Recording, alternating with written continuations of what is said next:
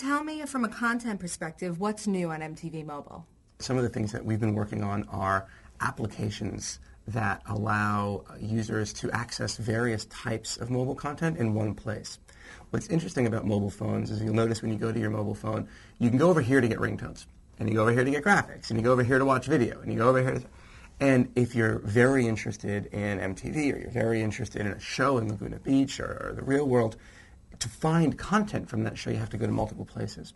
So what we've been doing is building applications, essentially brand portals. We actually just launched our Comedy Central brand portal. It's called Takeout, where you can get clips of your favorite shows on Comedy Central. You can get the daily show news updates. You can see what's on TV. You can interact. VH1 just came out with one that has celebrity flip books.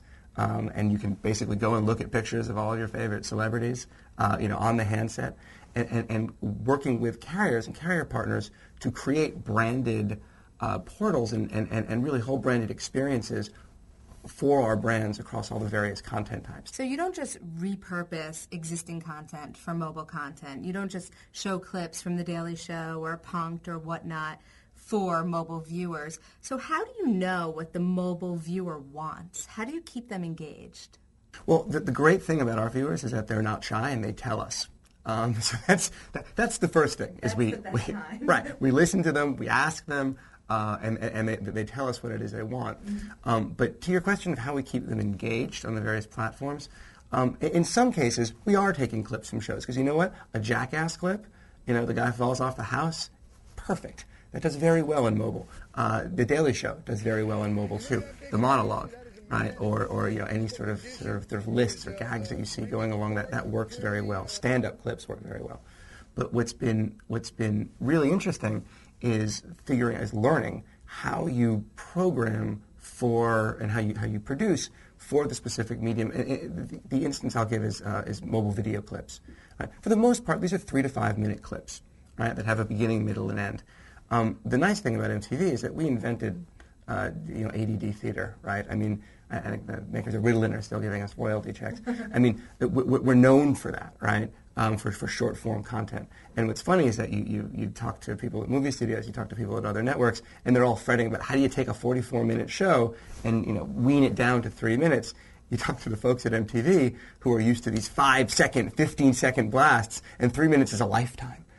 So it's really interesting as we kind of figure out what does work in that space. So really MTV does have a leg up, being masters of the ADD theater. You're sort of ahead of the game with short form. As far as mobile content goes, is there a 3-minute rule?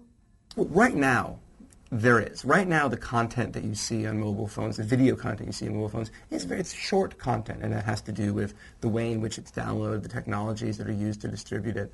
And what we're learning is that the best kind of short-form programming for a mobile device has a beginning, middle, and end all in that one period of time. Stringing out a long story over lots and lots of 2-minute clips doesn't seem to work as well, because people are watching these things when they're waiting for the bus outside of school, when they're in the bathroom, when they're, literally when they're walking down the street. And so what we've been doing is we've been creating programs that actually, they'll have an entire story arc, right, in one 3-minute piece. Like there's one that we did called Hip Hop Owner's Manual. Hip Hop Owner's Manual. Get the game, player. That's doing very well on the platform. It's a made-for-mobile show, and that's got 3 acts. It's the premise of the show is if there's a lyric in a hip hop song and you don't know what it means, Sway will go to the artist and they'll tell you. A lot of times these rappers try to tell you, but even I don't understand what they're talking about. Like T.I. in the song, What You Know About That? And he mentions the word fishbowl. Fishbowl? What's a fishbowl? Fishbowling. Fishbowling. Fishbowling? Never heard of it? No. If you had to guess what it is, what you think it may be? So the first segment of it is, what's the word? The second act is, let's go to the source. These rappers are something else. I had to take it straight to the source. The King. On behalf of Grand Hustle PSC, man, it's TIP. You know who, do you know what, or do you know well? Fishbowl is riding with no tent on your car window. And the third act is, how do you use it?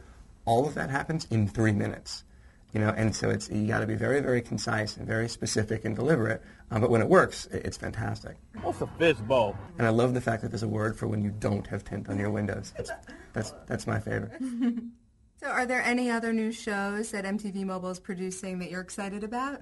Well, yeah, one of the things that I'm really interested in, actually, is when we take a show like a Laguna Beach, for example, or The Hills, or 8th and Ocean, and we create extra content around that show, specifically for the mobile platform. We call it sometimes the after show, right? And maybe the best example of that is on Laguna Beach, where the kids from Laguna would take the producers of the show, take the cameramen around, and give them tours of their houses, a crib-style tour of their houses. And you don't see that on air, and that's not part of the arc of the on-air experience. But in a digital experience, whether it's on mobile, also in broadband, on MTV Overdrive, we show it. It's another place to get more content and more connections with your show. And so we're doing that a lot now. As you know, we just recently spoke to Henry Jenkins, the author of Convergence Culture, and he speaks so much about the viewer who wants more than just the TV show that they watch. They want an extension of it. So with some of your mobile programming, it seems that you give them that extension of it. Yep. And what Kevin Roberts, the worldwide CEO of Saatchi & Saatchi, talks about is this is the inspirational consumer. This is really the person who is going to let you know what they want from your brand. And it seems that you're opening the door to contact this inspirational consumer. A great example of that is Stephen Colbert. And Stephen Colbert fans are huge fans. And he interacts with them in a significant way. He interacts with them on air. He's constantly directing them, go to the Colbert Nation website, go and do this. Here's the green screen challenge he did, or he was playing with the lightsaber, and you can make your own films around that. There are different touch points that you can have across various media inside of your home, outside of your home, for consumers who are also creators, who can create videos around and upload it, all the way to the passive viewer who just wants to sit back and watch it all happen on their TV, or on their phone in this case. We're building those experiences around those brands. How do you think mobile content is going to change, say, in the next 3 years? What's interesting about that is that right now, because of all of the ways in which content is viewed and downloaded, it's these short clips, these 3 to 5 minute clips. I think that's going to change. We're already starting to see that change. Sprint has films. They're putting 2-hour movies on mobile phones. I've seen studies from sort of digital video broadcast studies from Korea, from Europe, some tests in the U.S. People are watching long form on their phones. They really are. So that kind of begs the question, right, well then you take your 44-minute show or your 22-minute show and stick it on a mobile phone. Sometimes it might make sense and sometimes it might not. I do think you'll see programs get longer. But over the next couple of years, I think you're going to start to see more and more creativity around how programming is created for mobile phones based on all of those other things that are unique to mobile phones. So how effective is mobile television in building emotional connections with its audience? Your cell phone is an emotional and personal device. The pictures on it are pictures of your kids and your loved ones. It has a list of everybody who you care most about and want to call in it. The ringtones are your favorite songs or things that make you laugh. The text messages that you've saved, are love notes or funny notes from friends. I mean, this is a very personal device. You keep it on your skin, close to you, in your pocket. If you look at the success of the Motorola Razr, it's a fashion accessory, and people treat it like that. And that's very unique to mobile phones. It's always on you. It's always on. So the content that is on it, I think you do immediately have a very personal connection to. Now, in the past, that's been mitigated, I think, by the fact that the technology wasn't there to give you a broad experience. So as personal as the phone was, getting a text message with the news and weather, personal as that. But it's changed with ringtones, which again are more of a personality feature, right? I want these people to think this thing about me when my phone rings.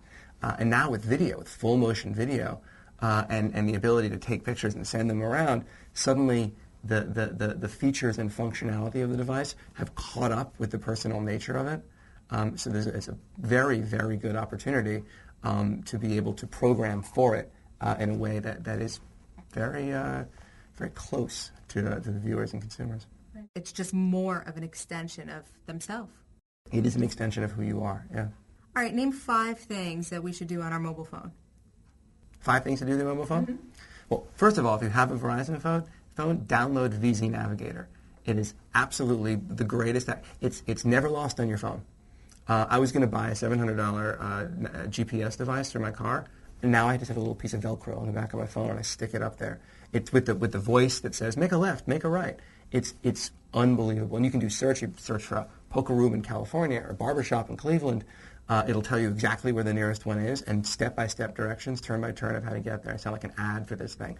I know, but it's a great application. 2, sign up for a Flickr account and start sending your mobile pictures there. It's the easiest thing in the world to do.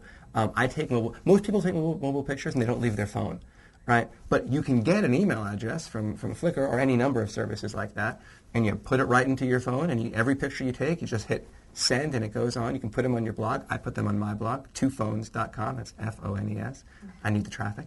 Song ID is an application that most carriers have now, where you can basically download an application, and if there's a song playing, you hold the phone right up to the speaker, and it tells you, this is the song, this is who sang it. That exists today. I used it last Friday when I was in a debate over who sang something. Can you sing to it? Will it recognize a song that you sing or hum?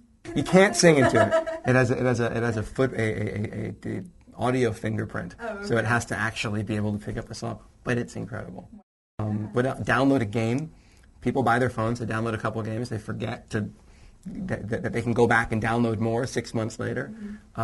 Zuma is I'm addicted to is a game on mobile phones. Are we on 5 yet? I can keep going.